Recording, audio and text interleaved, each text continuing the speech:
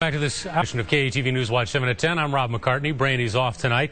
For more than 3 decades, he got away with murder. A killer who took time to taunt police at the scene of the crime. His handwritten note saying, "I'm leaving the crime with only one clue. Find it yourself, pig." The author, Jerry Watson, now serving time for an Omaha murder back in 1978. Tonight, how the cold case went hot, and the 2 members of the Omaha Police Department honored for cracking the case. I-Team investigator Todd Andrews reports. We do not solve crime in an hour like they do on TV. Sometimes it takes days, weeks, and in this case it took a couple years. For senior crime lab specialist Laura Casey, solving the unsolved means painstakingly analyzing fingerprints. Lots of them, and that's what she was doing one night in February 2009. I had been assigned to run the cold case latent. Latents meaning fingerprints. In that case, from the 1978 murder of Omaha man Carol Bonnet. Once Casey had run before in Nebraska's fingerprint ID system with no luck.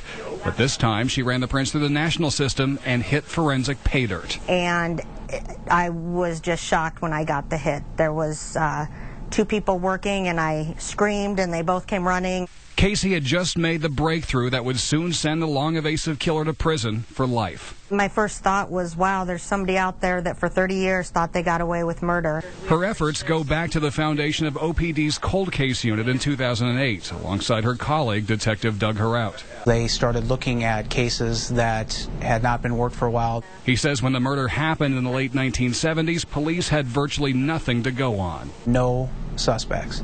Our victim had only been in Omaha for maybe a year. He was from California. What's more, there was no computerized fingerprint ID system back then, so Omaha police sent out print APBs to other states to help track down criminals. Among those that received the prints from the Bonnet case, Florida.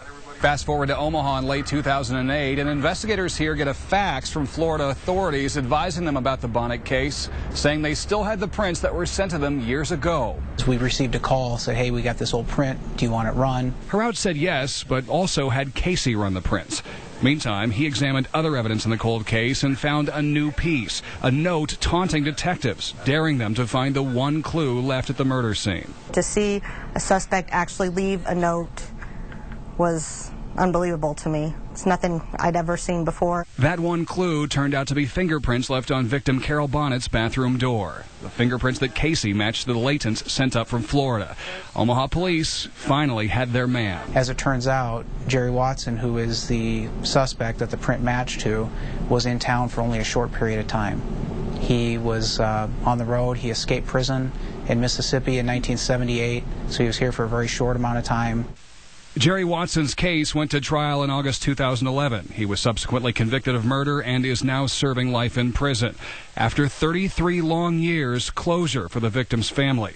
Bonnet's niece called the cold case unit in Omaha and thanked them.